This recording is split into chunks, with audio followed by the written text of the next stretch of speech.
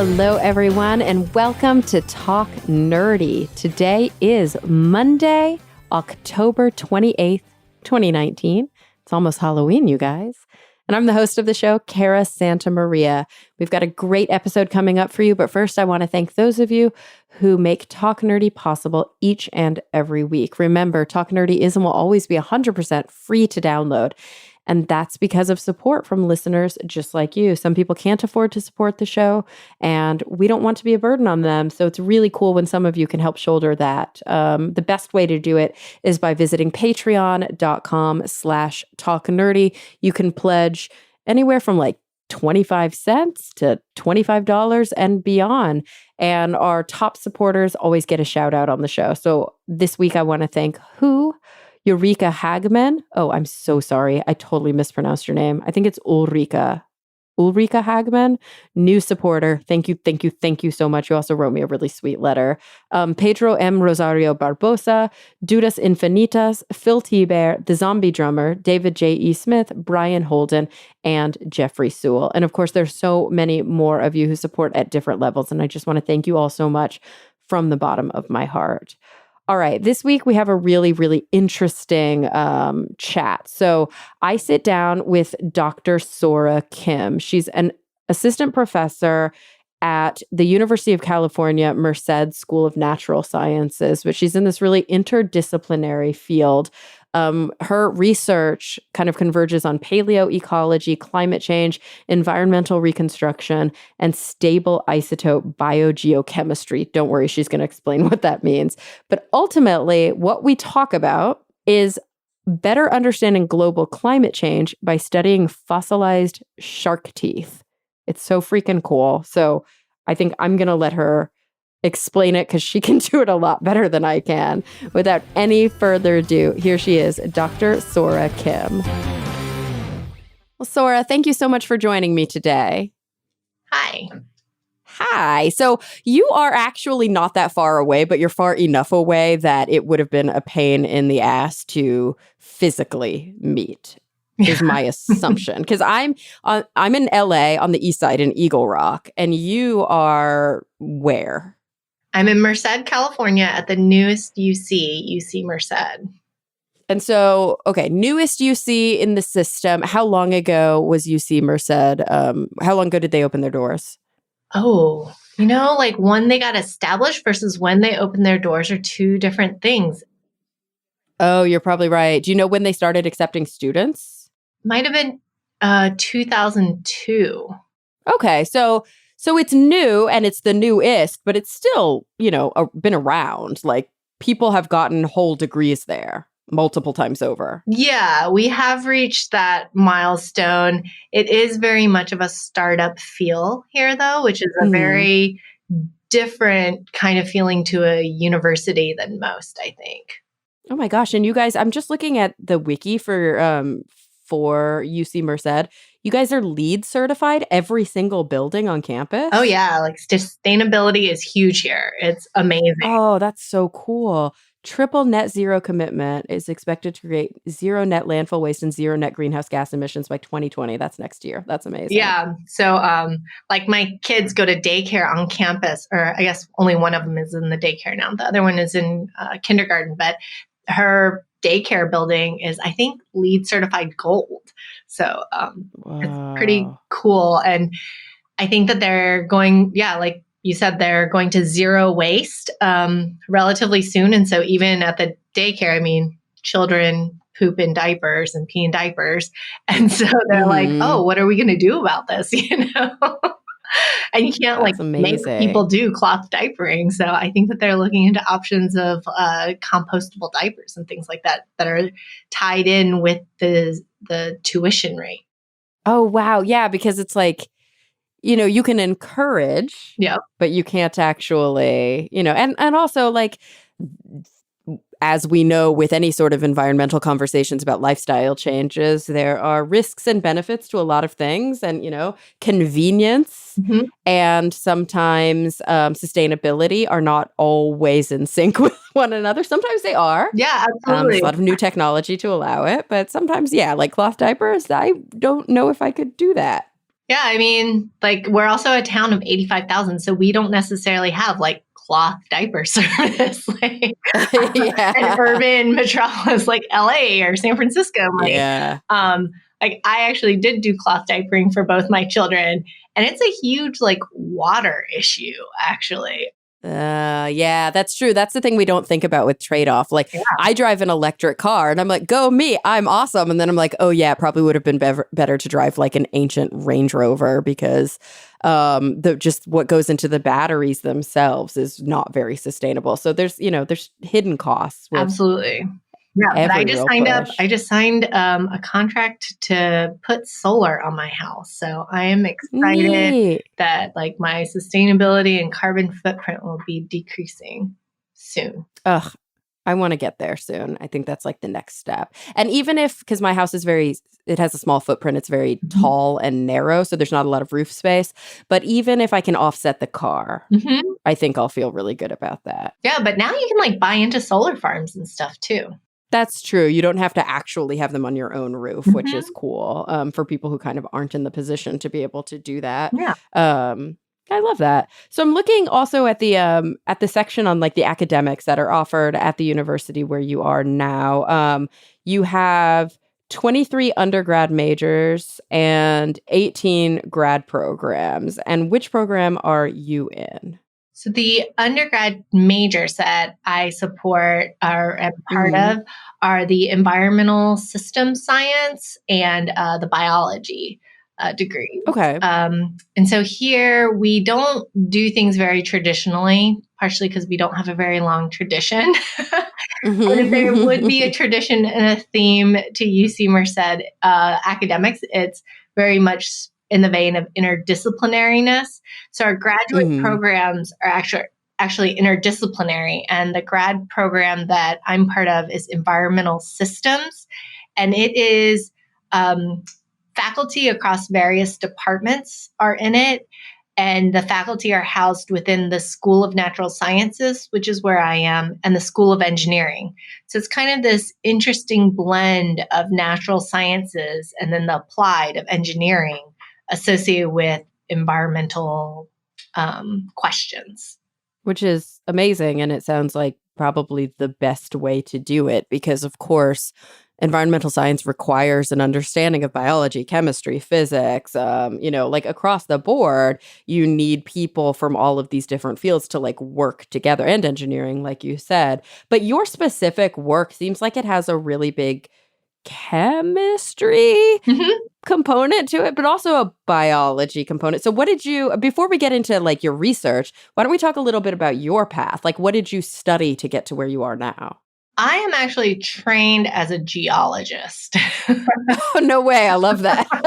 which Well, that not makes sense very many too, people I would guess. necessarily guess, given what I Yeah. do.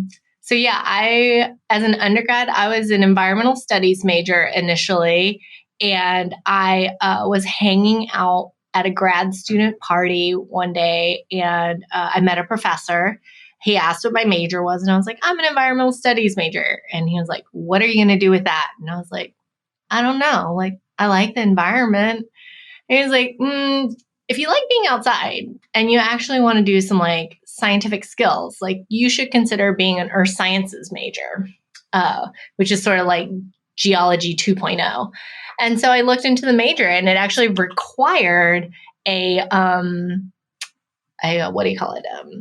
A field study program where we like Uh, traveled around the most geology field study programs. You go to one field site and you study it in depth for a really long time, and you live outside in tents and you're really hot and you get to know your colleagues very well. But I went to Dartmouth College, which means that it was very well funded, and so we traveled around the U.S. and we were in the Chesapeake Bay on a boat for 1 week. We went outside of Teton National Park for a while. We stayed on a ranch mhm. in Montana for a while. We did a tour of various national parks throughout the US and ended in Santa Cruz, California. And it was like totally a life changing event for me to travel around the US and sort of dissect these landscapes. And understand sort of the background associated with them. And so it was cool. And so then after that experience, I went into, I took some time off and I taught English in Korea. And then I decided to go to grad school. My grad degree is from the Earth and Planetary Sciences Department, but I actually kept sharks in captivity and essentially did a physiology experiment for my PhD dissertation, which must have been like a totally new thing to you. Yeah, like I managed to like kill the fish that I had as a child, so the fact that I kept sharks alive was actually pretty remarkable and amazing. That was like slide one. Like, I kept them alive, you guys. Yeah. Can we just talk about that for a little bit longer? Yeah, exactly. Like, how amazing is that? And so, but then in my grad degree, because I was doing this experiment with sharks, and I kind of was interested in sharks for like looking at their ancient ecology and thinking about how they responded to climate change and things like that.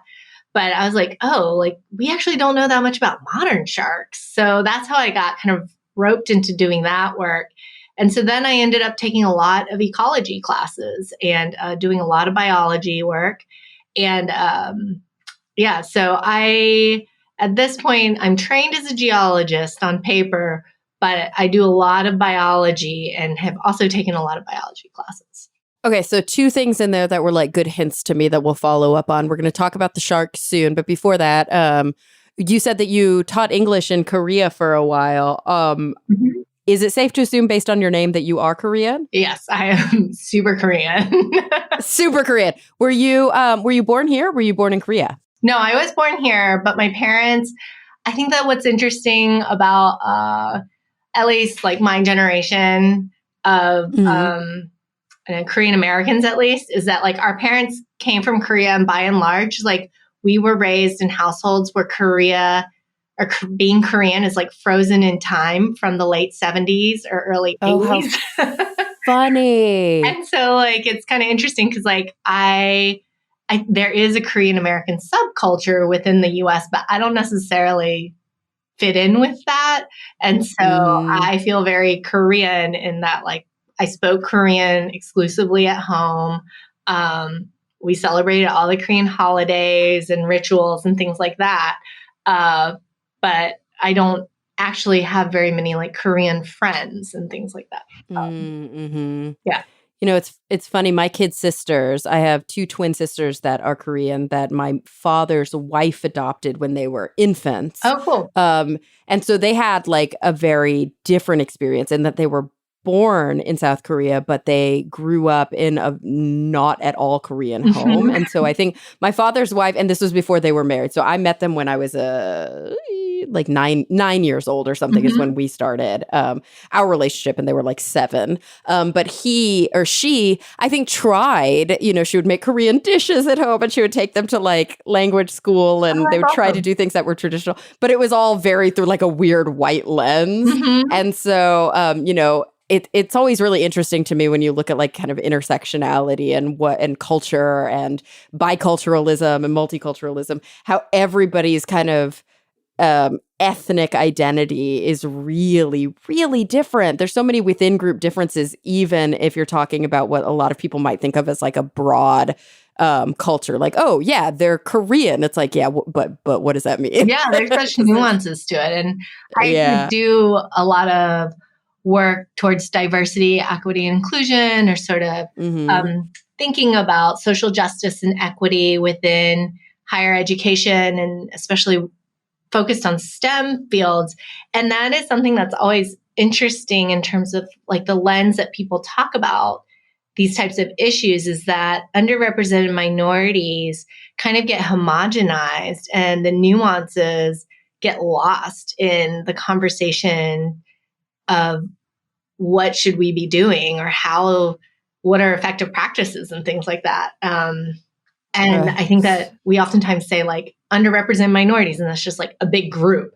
But in fact, it means anything to be a gay Black woman is the same thing as being like a Sri Lankan man or something. It's like, yeah, it's like, okay, there's a lot of variation within there. Yeah. And even I mean, I have not really met very many other Asian American women, I don't know, whatever I call myself, biogeochemist, like stable isotope ecologist.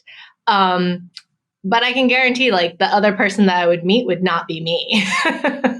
Yeah, that's so true. Oh, it's so interesting. Like, so for people who listen to the show, they might already know this by now, even though I don't really talk about my work that much on the show when I'm interviewing people. But I finally gone back to school after a 10-year hiatus to like do my PhD. I started one 10 years ago and dropped out. And so I switched from. Oh, thanks. I'm a third year. Woo, I'm getting there. So my master's was neuroscience, but now I've moved into clinical psychology. So like patient interaction is a big part of it. And my orientation is existential, which has a much more focus on the individual than on like sort of like trying to homogenize groups. And then my concentration is social justice and diversity. So it's like a big part of my training. And it's so interesting reading basically the literature, because it's one thing when you're reading about people's kind of philosophies, which is a big part of psychology. That's what I love about it. It's like equal parts science and equal parts philosophy.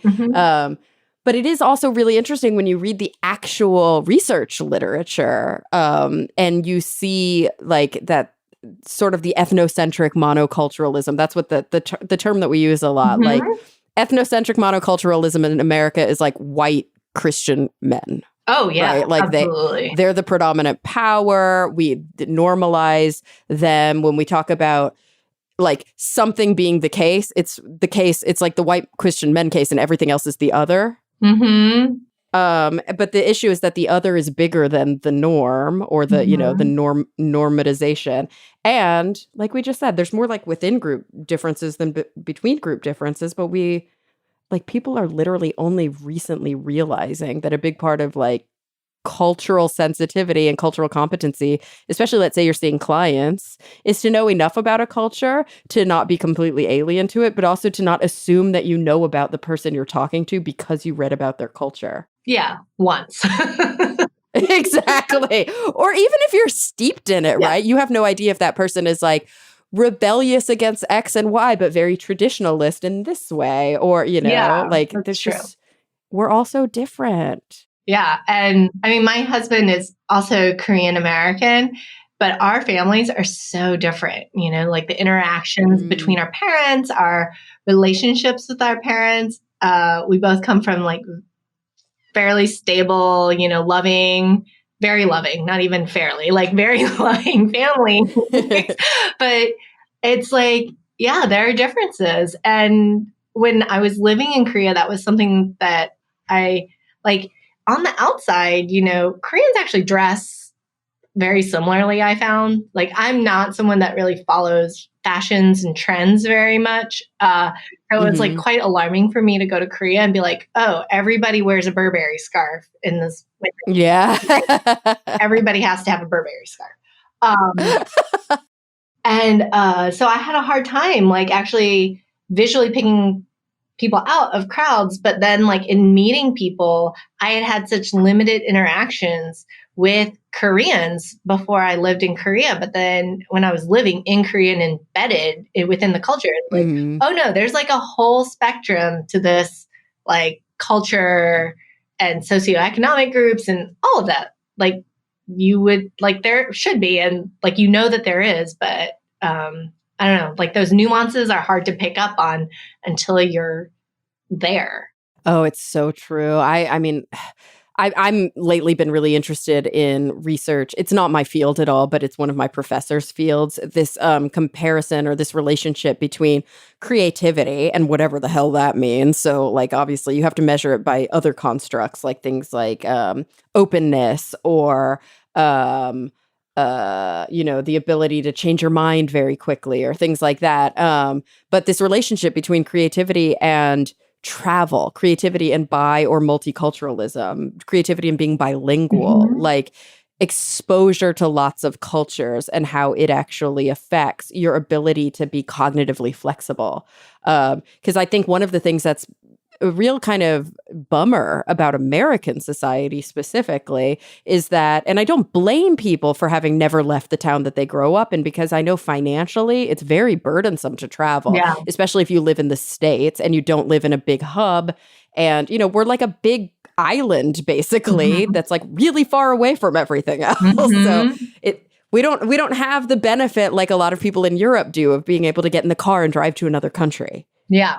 And so I get it, but also I feel bad, and I worry about people who have literally never left and never been exposed to other cultures and never been able to just experience all the cool stuff that the world has to offer. Because honestly, I feel like it's a real privilege that I've been able to travel as much as I have. Oh yeah. And I mean, I love traveling, and I think that was like one of the best things related to being in graduate school, and also the research that I do travel quite a bit. And I think that like sort of what you're touching on related to traveling and sort of seeing other places and the importance of that's actually like the foundation of like why we need diversity in higher education and in STEM, like how people approach questions and problems and come up with solutions or experiments.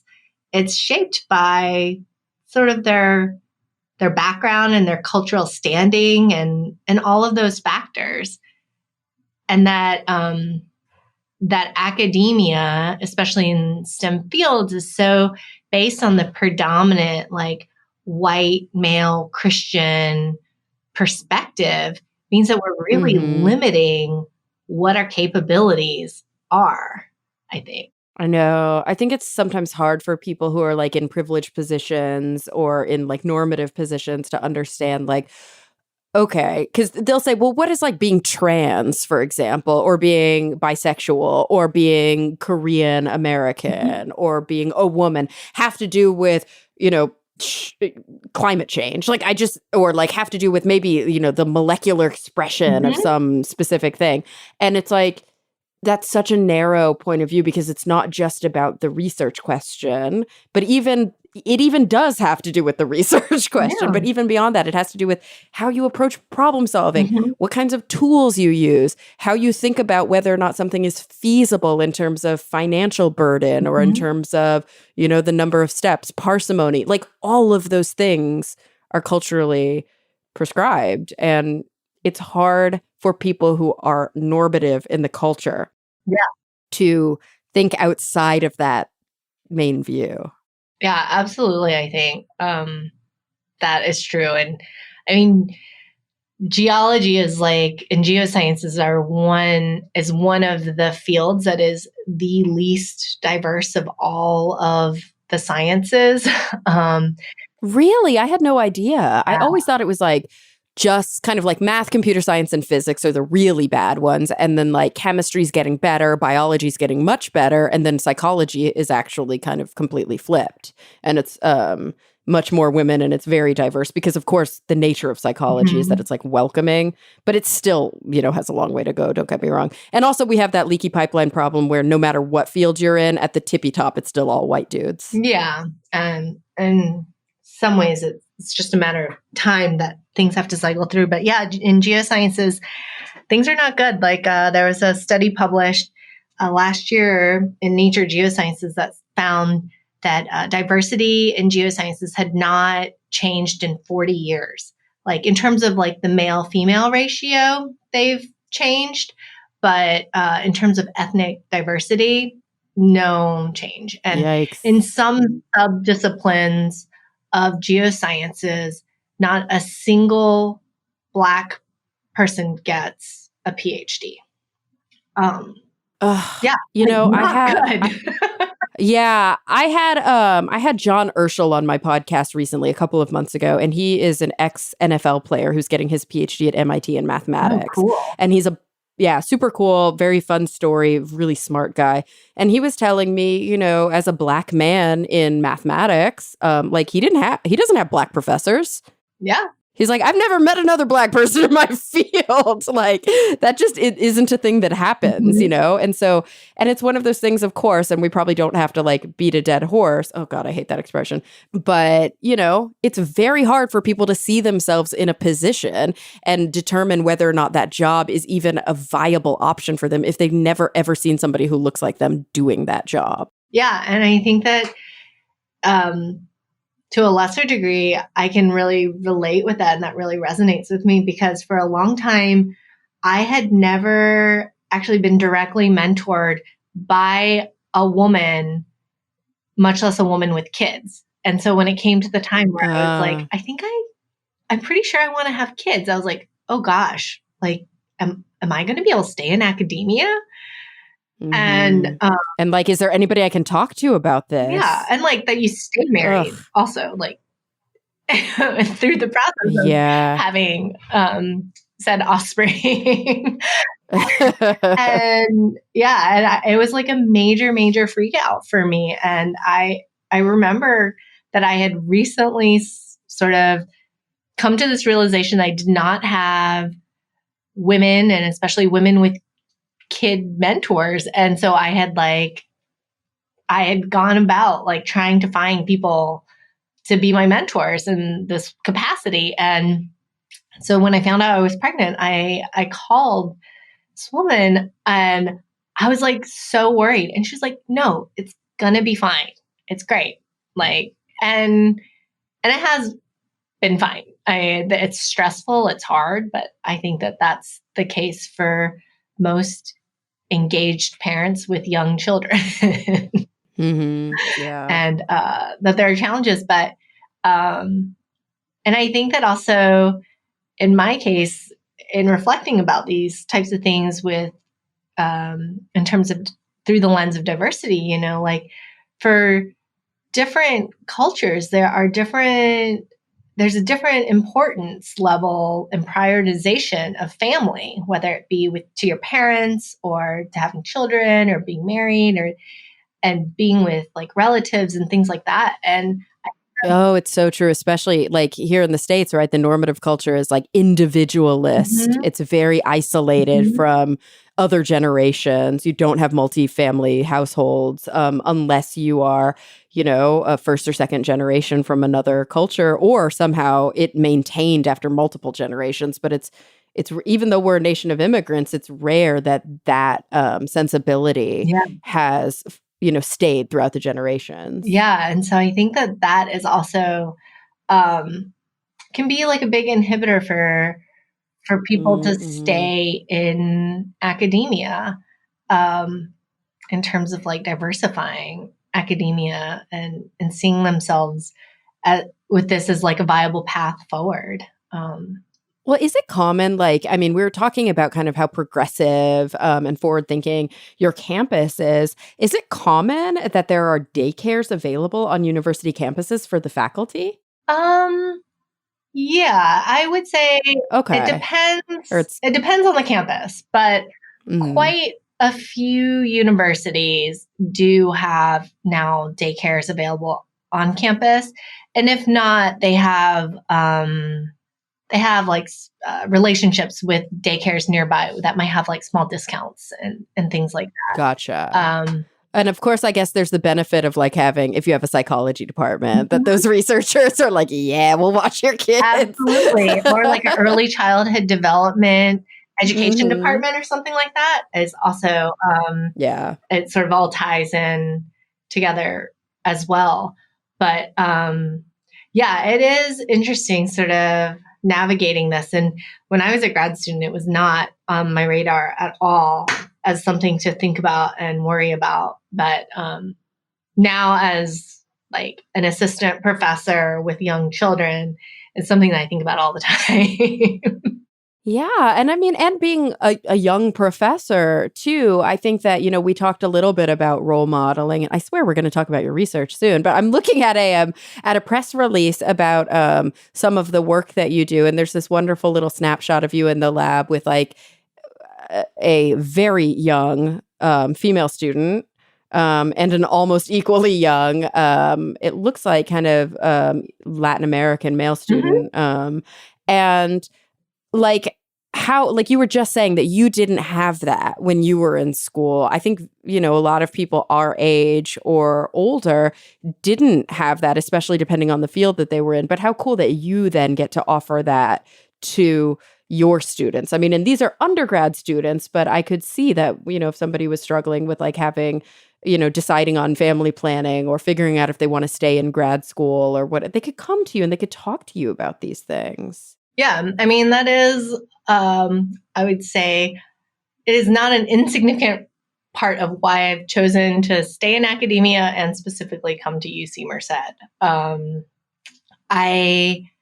I had originally accepted a tenure track faculty position at the University of Kentucky, and there the population is not as diverse. And when this opportunity came up, one of the things that really spoke to me was the diversity of the campus. And so we are something like 60% Latinx undergraduate student population. I want to say that we're close to maybe 10 or 15% Asian. And we're not particularly like the majority Asians that are represented at universities are like Korean, Japanese, Chinese, but we're actually more South and Southeast Asian populations. And so, yeah, we serve a really diverse student body. I want to say something like 60% of our students are also Pell Grant recipients. So receive really high financial aid. And then close to 60% are also first generation college students. Wow. So that adds up to more than 100%. And intersectionality. Yeah, some of those things cross over. But how cool that like, but that also means that as professors, you guys are tasked with being mentors. You're not going to be able to get away with not being there for these students who don't necessarily have the culture at home of understanding the college experience and being able to support it in a way that, somebody whose parents are doctors would have. Yeah. And I think that is something like, while I myself, I'm not Latina, but that I come from immigrant parents who didn't necessarily understand the American educational system and to universities and even graduate school. And no one in my family had a PhD until me, that I can relate on that level with my students very well, I think. And when students are saying that I really want to stay in California because my family is here and I want to be close to my family. I'm like, yeah, that's totally valid. And that's okay for you to feel that way, Whereas I think that in more traditional academic type of mindset, it would be like, oh, well, that's just part of academia. You got to move a lot. Yeah. Better get used to it. You got to move. Yeah. My major professor, she's, in her 70s now, and she's been a psychologist for, a very long time. And she was, when she was in grad school, she had young children. And she told me that she literally had professors look her straight in the eye and say, well, what's more important to you, your PhD or your kids? And she would be like, both? Yeah. Don't do that. Yeah. I can't imagine, but that's, that's the culture. Yeah. And I mean, when I was in grad school, I got engaged, and I remember that one of my classmates also had gotten engaged, but she got a ring. And so it was like much more obvious to people. And I remember being in the mailroom, and a fairly young male professor who had also just recently gotten engaged been like, oh, there she goes. Like, she's not going to continue in academia, and what? I was like, I also got engaged. I just don't have a ring, Yeah. And sort of like called him out on it. And then he was like, oh, well, and I don't know, we should be able to be like whole people as academics.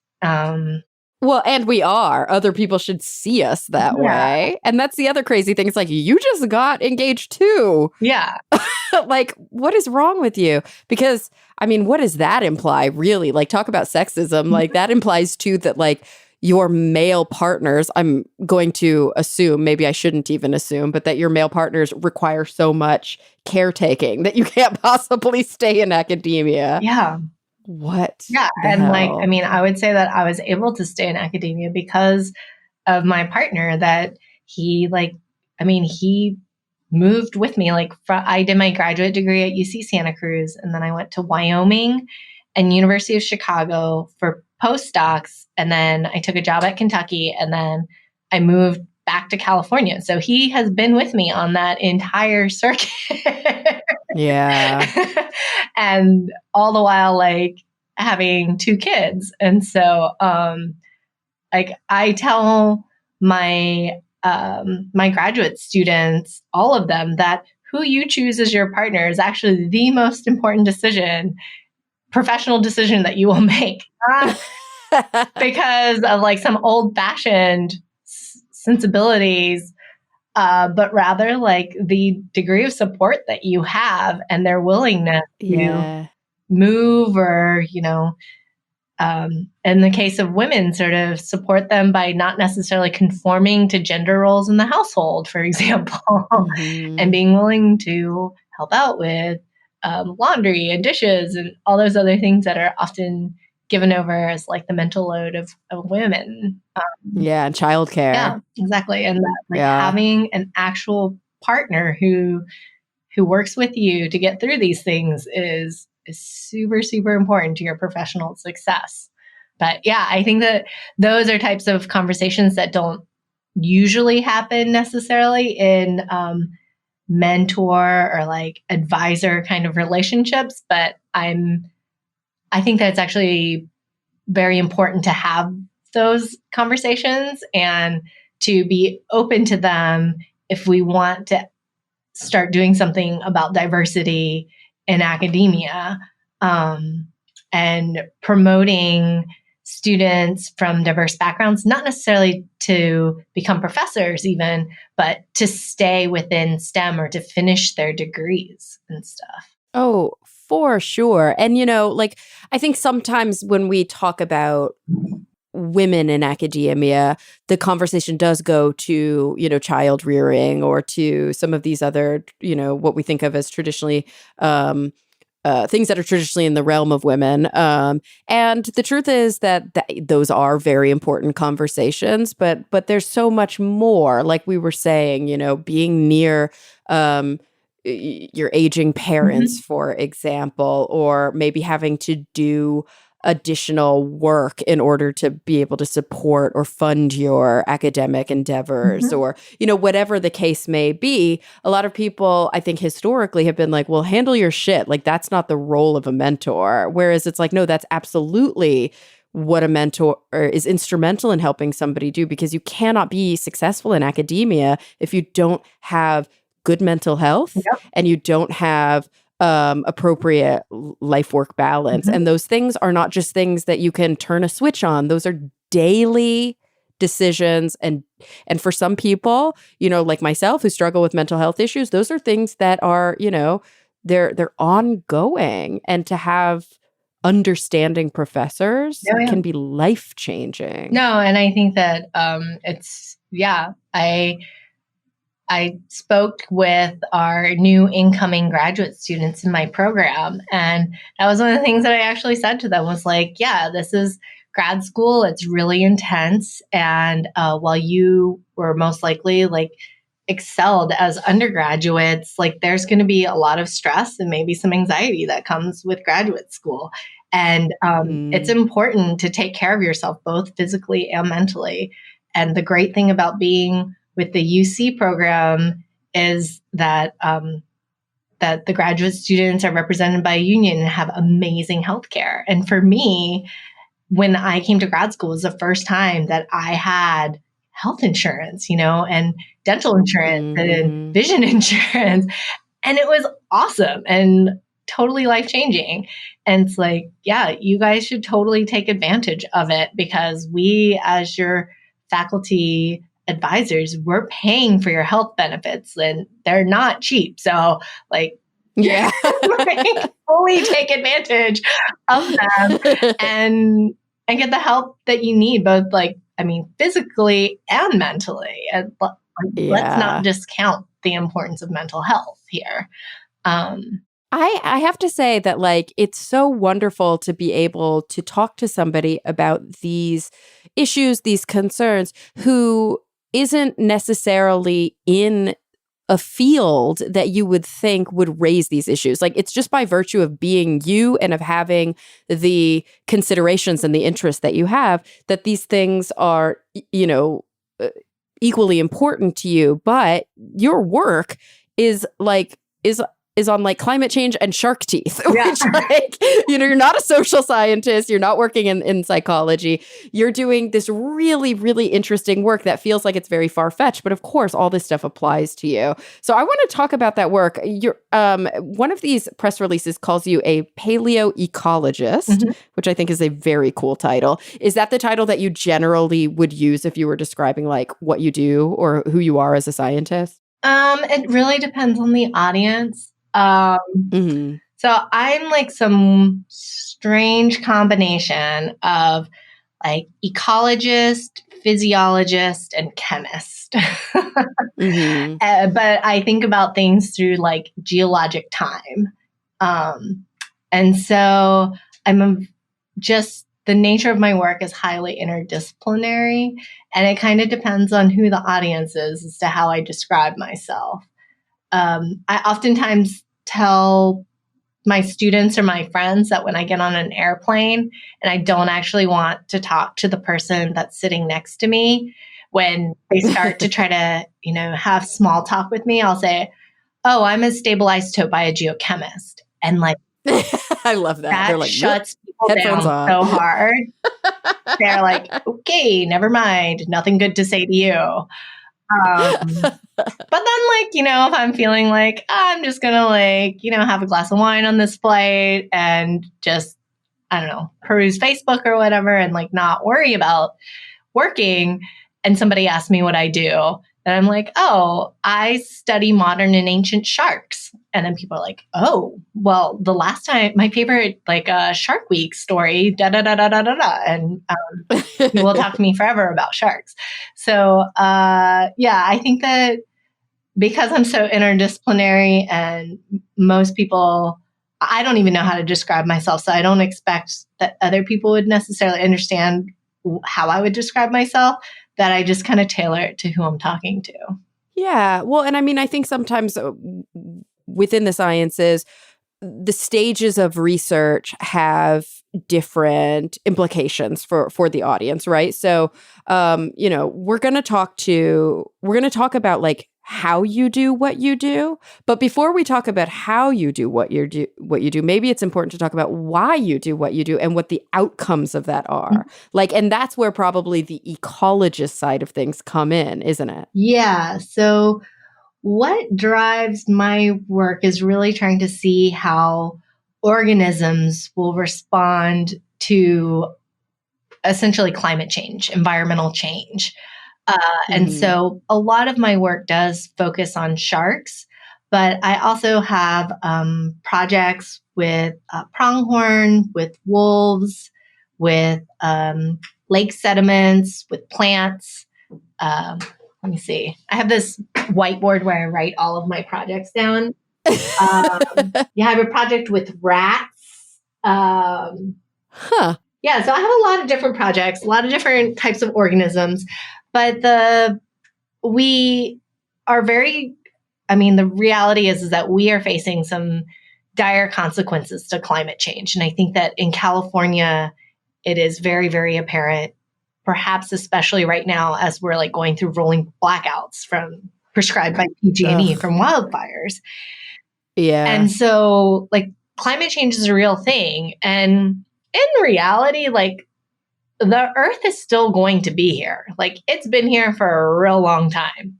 It's just a matter of like the devastation of climate change is how humans and life as we know it continue. And so if we want to actually be able to manage and conserve and especially protect biodiversity, we need to have a sense of like what are the tolerances that we're capable of dealing with in terms of climate perturbations. And the geologic record is actually a great place to ask those questions, because in rocks, in fossils, we have evidence from past climate change experiments, most of which have not necessarily gone so great. And so from this record, we have to sort of deconvolve a variety of things, being like, what was the temperature? What was the CO2 concentration? How did animals that survive, what did they do? How were they able to survive? The animals that didn't survive, why didn't they? What was their ecological tolerances? And so that's kind of where my research sits. Well, very cool. And so is the reason that you're able to do research, predominantly on sharks and looking at shark teeth, but also on, like you said, pronghorn and sediment and rats and all these different organisms, or ecological systems, is the reason that you can do such wide kind of reaching stuff because the core kind of methodology, or what you're actually doing by looking at these isotopes, is similar throughout each different maybe organism? Yeah, so the method that I use is really the common thread through all of my research, and it's stable isotope analysis. And so stable isotopes are the same element but a different number of neutrons. And so the slight difference in weight makes the atom interact differently through different chemical, biological, and physical processes. And so in fossils, we mainly have oxygen and carbon stored in their the hydroxyapatite for their enamel, or in sharks in their enameloid. And so that's what I'm analyzing. And I took this deep dive into physiology with my PhD dissertation that I sort of referenced before, because there are nuances to the physiology of different animals that regulate how these isotopes are partitioned for different groups of organisms. For example, oxygen isotopes are really regulated, or the sorting of the heavy versus light isotopes is really heavily determined by the temperature of the environment where the hydroxyapatite is forming. And so for a mammal who are homeotherms, the changes in oxygen isotope values are actually changes probably in the environmental water that they're drinking. Whereas because they are changing they're maintaining a core body temperature that's pretty consistent. Yeah. Whereas then for sharks, because they're living in an aquatic ecosystem and they're ectotherms, it's a combination of both the temperature of the water that they're living in, and then also the oxygen isotope value of the water that they're living in. And so it's kind of, there's more confounding factors, but it's important for us to also understand that system, as well as terrestrial mammals. Or marine mammals are hard to study with this method, but are doable. But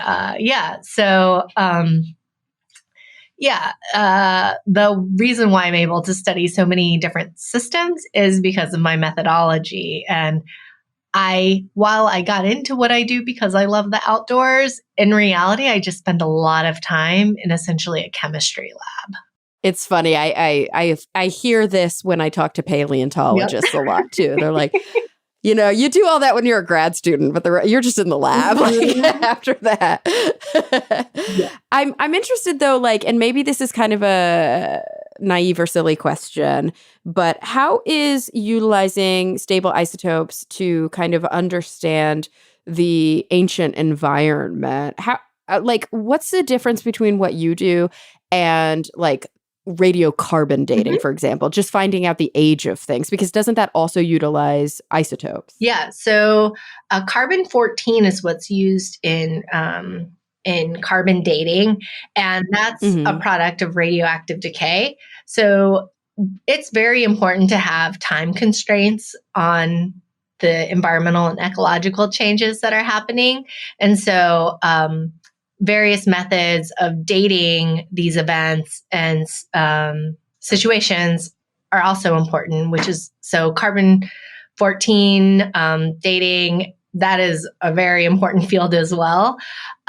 And I'm interested in not only like the timing of when it happened, but then what was the intensity of the change? So, for example, in terms of climate change, like how much did the temperature of the water change?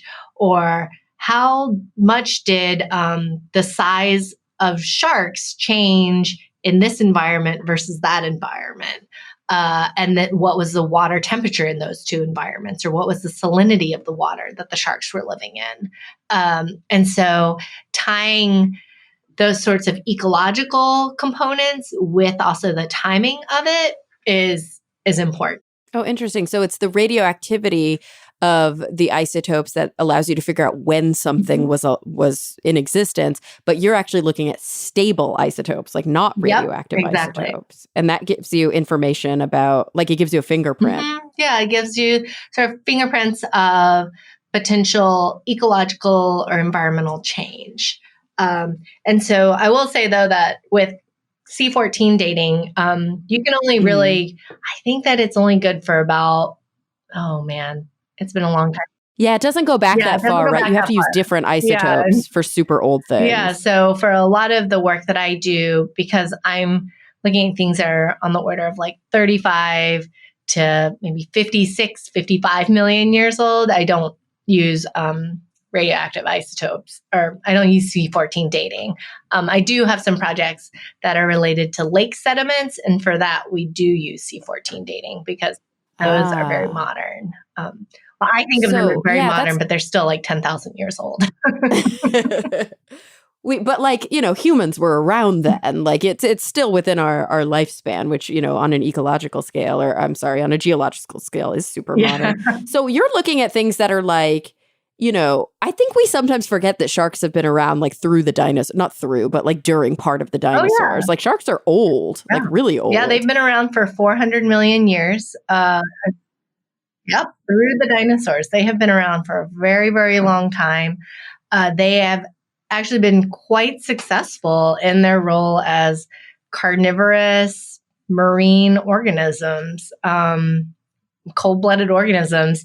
And it's kind of fascinating because they've actually only gone through two bottlenecks in terms of their diversity.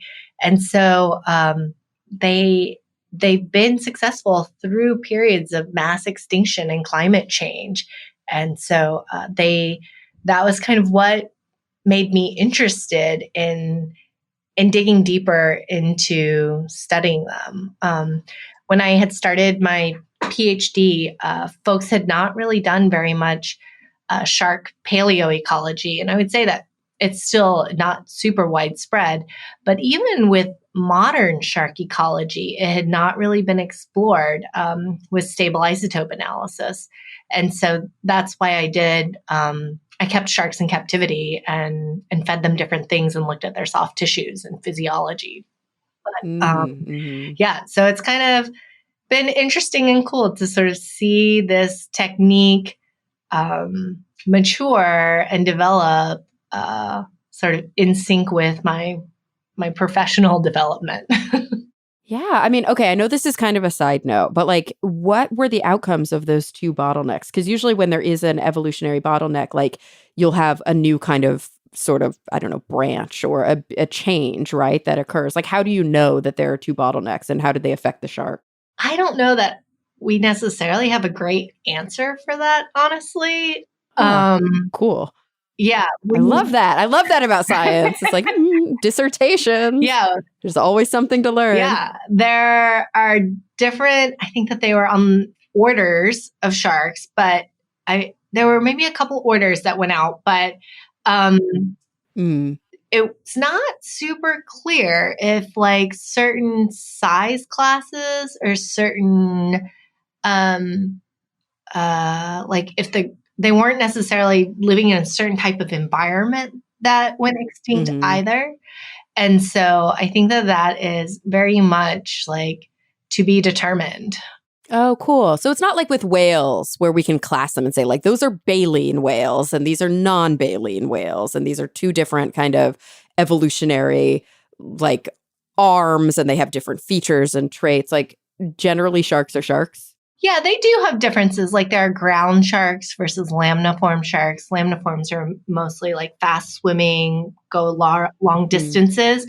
But then there's also crossovers within different groups as well. It's not as cut and dry as the whales for sure. Gotcha. The whales get complicated too when you go back in time. Yeah, they do. Yeah, they get really complicated. I recently had Nick Pyenson. Maybe it's not that recent anymore. Yeah, on the show, and we talked a lot about the, paleo. I don't even know what you'd call that. Paleomammalogy of whales, and it was fascinating. I was like, gosh, I never knew. There were so many questions to be asked about whales. Yeah. Nick and I actually, we spent, I think it was a week or 10 days in Peru together when I was in grad school, looking for fossil whales and sharks. Oh, cool. Oh, that's amazing. World. Worlds colliding. Yeah. And of course, you work a lot with teeth because these are, they're kind of, I don't want to say easy, but they're easier to find than bones, right? Because sharks just like constantly make teeth and lose them. Yeah, and sharks don't have bones. So sharks. Oh, well, there you go. Yeah, they're all cartilage. You're right. So they only have cartilage, mineralized cartilage, but and their teeth are made, the apatite that makes up their enamel, which is actually called enameloid in sharks' teeth, because it's formed slightly differently and has some different properties to it.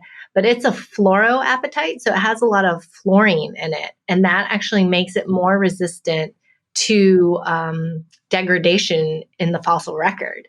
And so a single shark probably goes through, I don't know, many thousands of teeth in its lifetime. And so that in combination with also that their enameloid is so much more resistant to degradation, make it that our fossil record has a lot of shark teeth. Yeah. I even have one. I have a big megalodon tooth on my bookshelf here. And it's so cool because it's like, it's old. It's so old, but you hold it in your hand and you feel like it could have been from today. Yep. It's a fossil. It's the wrong color, but it's really cool to like hold a piece of an ancient creature in your hand like that. And then, of course, you do much more than hold it in your hand. You're able to actually investigate at this like atomic level, basically, what's been going on with this animal. And you're looking at environmental change to try and understand climate change. But I'm interested, like, isn't what we're dealing with right now, this anthropogenic climate change, sort of a different class? We know that we've been through some really serious swings in the climate. We know there have been multiple ice ages, and we know that it's been very, very hot. It's been very cold. The glaciers have been almost completely melted. There have been times when it was like almost all glaciers. But didn't all those changes happen a lot more slowly than they're happening now? Absolutely. The rate of change today is what is so alarming about today's climate change. So yeah, today is a very, very different ballgame in terms of the rate of climate change and how animals will respond. But still, if we want to have any sense of what it was like in a time that it was very hot and with high CO2 concentrations, looking at this period of time called the Eocene, which is from 35 to about 56 million years ago, is a good time to look. And so some of the work that I have going on right now is to look at responses to the shark community off of the coast of Antarctica during this time period. Okay. And so during this time period, the Drake Passage was opening, and that's the area between the southern tip of South America and the Antarctic Peninsula. And so with the Drake Passage opening, and then also the Tasman Strait opening that's near Australia on the opposite side of Antarctica, with those opening, they allowed for the Antarctic circumpolar current to form. But before these openings, there was no Antarctic circumpolar current. There was no glaciation at all on Antarctica or the Arctic. And it was really Oh, warm. wow. The Arctic and the Antarctic had this one group of sand tiger sharks at both the very north and the very south. And the temperatures and other fossils that are in the area suggest that it was pretty warm. We're finding temperatures on the order of maybe like 16 to close to 20 degrees Celsius. So very different realm than today. And so during this time period, we're sort of studying how the changes in the shark community, like the differences of the different species, but then also the temperature, their body size, and maybe we're exploring different ways to get at their diet as well, to see how those change through time. Fascinating. And so is this the research project that is tied to a recent kind of really large NSF grant that you and researchers from really all over the world are working together on? Yes. I actually have 2 NSF grants that recently got funded. So thank you to NSF. Oh, very cool. And are they for 2 different projects or do they combine for a single project? No, they're for 2 very different projects. Their common thread are stable isotopes and sharks. And so, yeah, the one project is exactly what you're talking about, or what I was talking about, and what you're referencing is an international team. And so I am working a lot on sort of the sharks and stable isotope analysis. The other paleo shark specialist is Dr. Jürgen Krivet from, he's at the University of Vienna in Austria. And then we also have a component of neodymium isotopes to track sort of how different oceanographic currents were happening with this time, since we're looking to track the extent of opening of the Drake Passage. And that is with Dr. Howie Scher. He's at the University of South Carolina. And then we are sort of wrapping it all together with analysis in climate modeling. And for climate modeling, we're looking at the difference orientation of sort of like the tectonics with the gateway and the positioning of the continents, different CO2 concentrations through time. And then what's really novel about the climate models that we'll be running is also that they'll have isotope tracers in them for both oxygen and neodymium. And so that is with Dr. Alex John at CU Boulder and Dr. Matt Huber at Purdue University. And what do isotope tracers do? They are sort of, isotopes are what we're actually measuring in these teeth in terms of the data that we're collecting. And so by putting them into the model, we're hoping that the outputs from the model, we can compare them to what we actually get from the shark teeth and use it as a way to sort of say like, oh, well, this model is probably more accurate than that model. Or that this model, these components of it look like it might be better for like near shore sharks, but it looks like it's not so good for the sharks that live really deep in the water column and things like that. Very cool. Yeah, and so this really is the person that's keeping us sort of honest and has actually been to Antarctica and collected fossils and thought very deeply about the geologic history and geologic record there is Dr. Thomas Morse, who's at the Natural History Museum in Sweden. Gotcha. And so this really is not just a multidisciplinary team, but also like a multinational team. So you've got perspectives from all over coming together. I mean, publishing is going to be fun. Yeah. Have fun with that writing process. Well, I will say that the thing that I'm excited about is that I'm very excited and like all of my collaborators. And so that's good. Yeah. That's a very intentional part of how I have built various projects since I have gotten my PhD and such, is that, yeah, like a mentor once told me at the University of Wyoming, he was like, oh yeah, life is too short to work with people that you don't like. And he's right. And it's so true. And so I think that that's sort of been my mantra that I've stuck to since then, is to make sure that I work with people that I like and that I enjoy their company and who I want to see when, or talk to when I'm thinking about my science. Genius. Yes, absolutely. That's so important. I will mention my other NSF project only because you mentioned your megalodon. Oh, yeah. My other NSF project is actually to look at why megalodon went extinct, or to try to figure out why megalodon went extinct, and to see if it was changes in oceanographic patterns and processes, or if it could have been related to diet. As you're learning more about megalodon and collecting your data and developing these theories, can we please talk about maybe making a new documentary for Discovery Channel where we help people understand that megalodon actually is extinct and we have a conversation about why, instead of people thinking that megalodon is still out there swimming in the ocean somewhere? Yeah, that would probably be good. Well, we should start with the Discovery Channel featuring more women as shark Yes, please. Yes, we will do both of those things at the same time.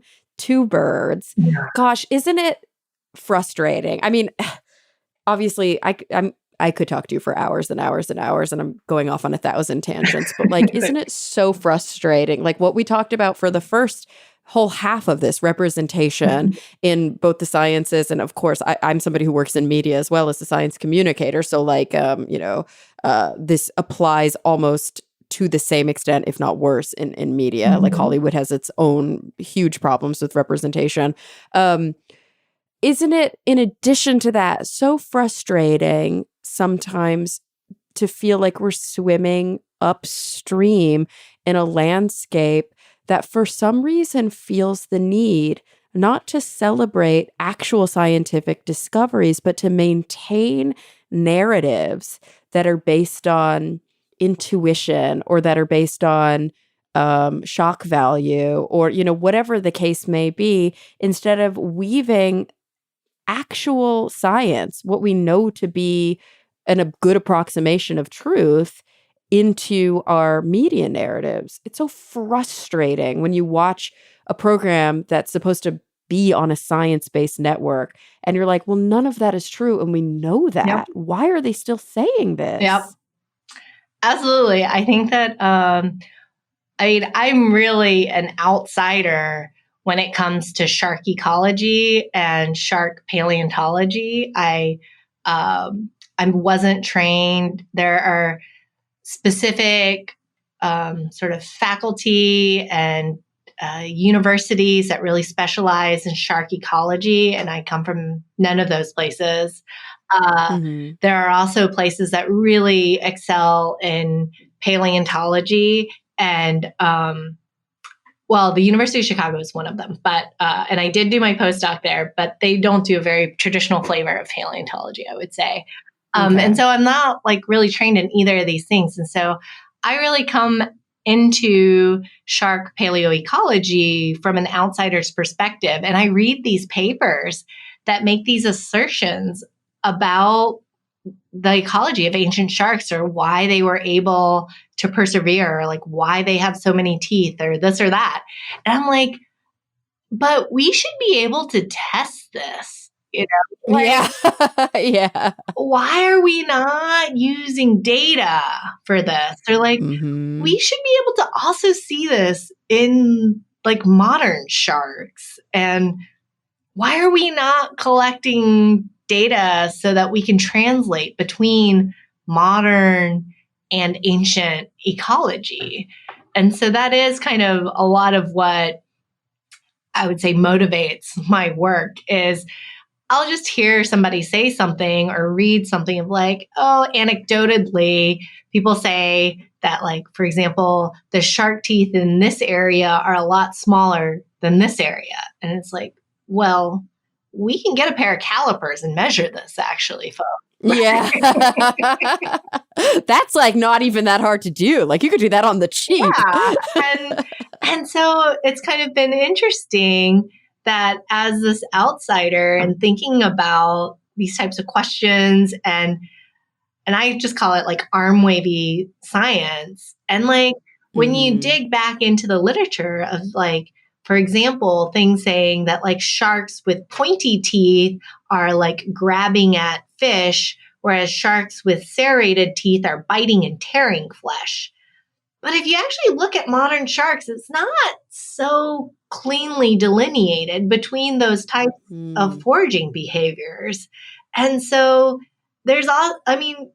shark teeth have to be shaped the way that they are for a reason. Like they're not deciding to expend all of this calcium, which is like a pretty limiting nutrient in many cases, to just come up with all these teeth and all the different shapes and sizes and stuff, And so it's like, let's start, like poking at these things and digging deeper into them.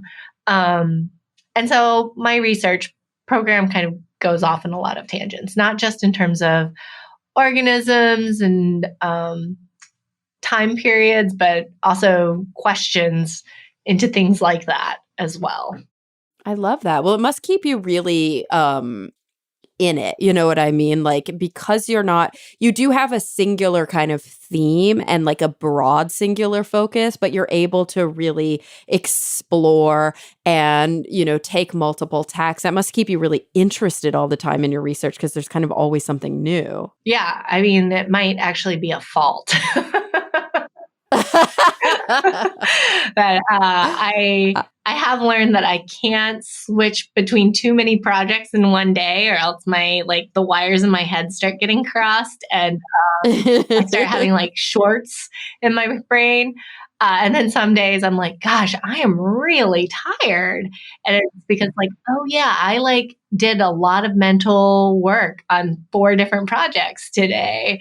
And, but it is really interesting to me. And I think that because I have sort of this interdisciplinary research program, part of that is being able to speak the language of these different subdisciplines and such. So I find it super exciting and fun to talk to oceanographers and ecologists and physiologists and geologists and chemists and just this whole host of various people. And so usually when I meet people and I ask them what their research is, I'm like, oh, I have this random question related to sharks.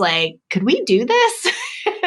And then it just adds another project to my board.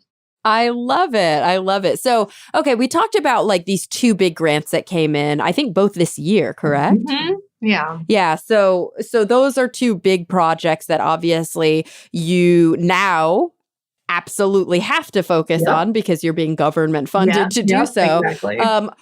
Are they, I know that you're working on a lot of things, but are these kind of where your head is at right now? Is there anything new on the horizon that we didn't talk about? Or is that kind of going to be your focus for the next probably, couple of years at least?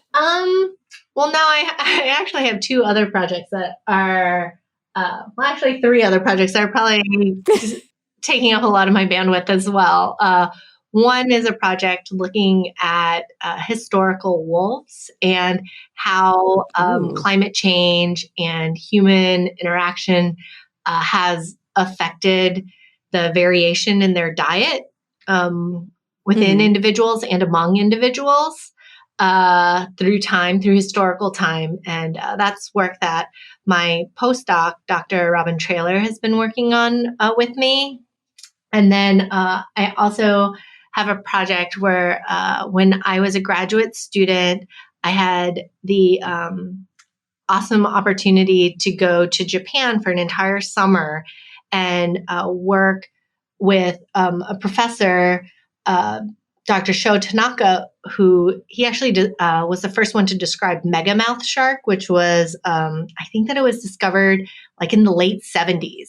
It's kind of crazy that a fairly large shark we didn't know about until the late 70s. Yeah. But I went to work with him and I didn't know very much about sharks at that time, but he helped me collect a bunch of various shark tissues from deep sea sharks off the coast of Japan.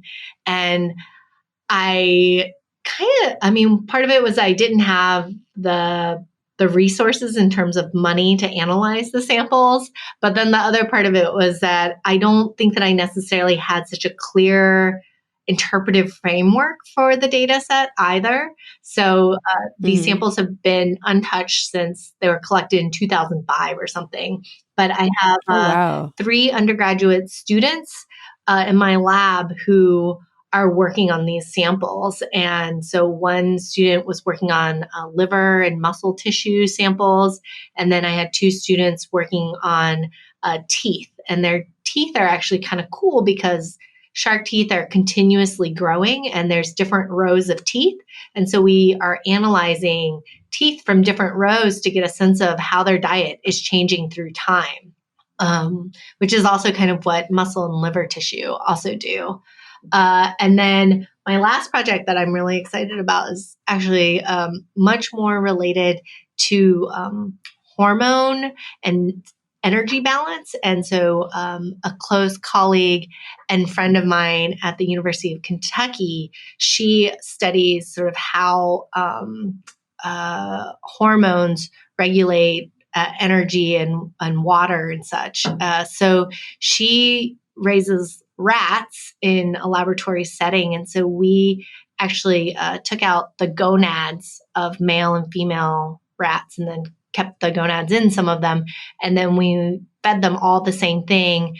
And we're trying to track to see how, these hormones actually regulate the nutritional physiology of the rats. And so in wild ecological studies, we oftentimes look at differences of stable isotopes and we say that it's because they're eating different things or foraging differently or something like that. Mm-hmm. But we're actually finding that there are differences among individuals just based on their hormone levels.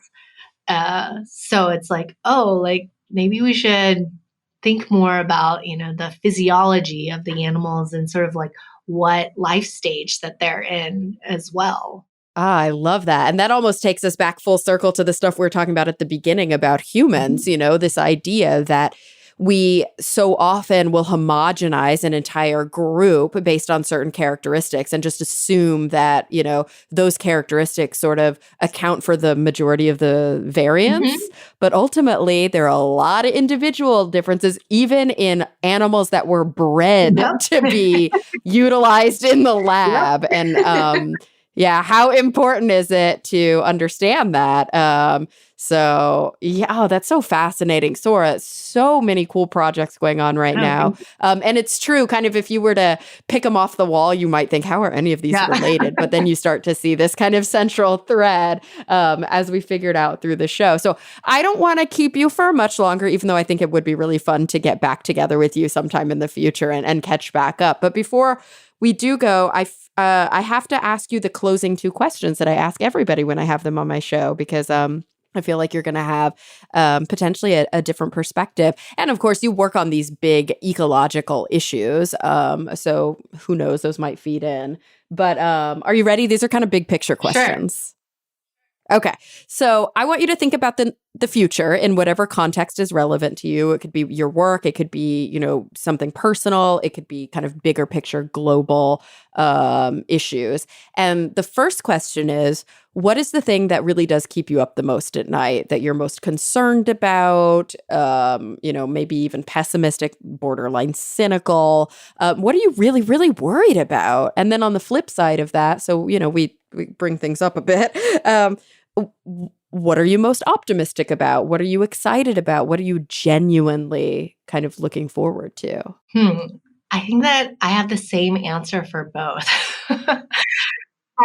Oh, cool. I love that. I love the flip side answers. Yeah. And for me, it's whether I'm doing right by my students, I think is what both keeps me up and gets me really jazzed and excited. That I worry and think a lot about mentoring and how I'm supporting and advocating. but then also sometimes like you have to have those hard conversations and really draw boundaries and make sure that people realize when they're not understanding or when they're not behaving Mm-hmm. or not being respectful, like I don't try to police people's behavior or anything, but and like what is that professional and personal line. Yeah. So that like keeps me up because I do want to do well, and I am very straightforward with my colleagues, but also my students. And in some ways, with students, I could probably get away with not having some of those uncomfortable conversations, but I force myself to because I think that it will only like serve to help them in the future to sort of Yeah. It really that will. awareness. And in reality, I want them all to succeed. And so to help jumpstart that process is important. Um, but then, like, I'm also really excited for my students and where they're going and what they're doing. Like, a lot of the students who work in my lab, um, like the graduate students, I have first generation, I have students who moved here from the other side of the US, but also the other side of the world. Like one of my graduate students, he came to work with me from Italy. Um, That's and awesome. so I'm excited for their work. For my undergraduates, I hope and I try, to give them meaningful research experiences that they get excited to continue in STEM and that they have Mm-hmm. opportunities and that they consider and want to go to graduate school.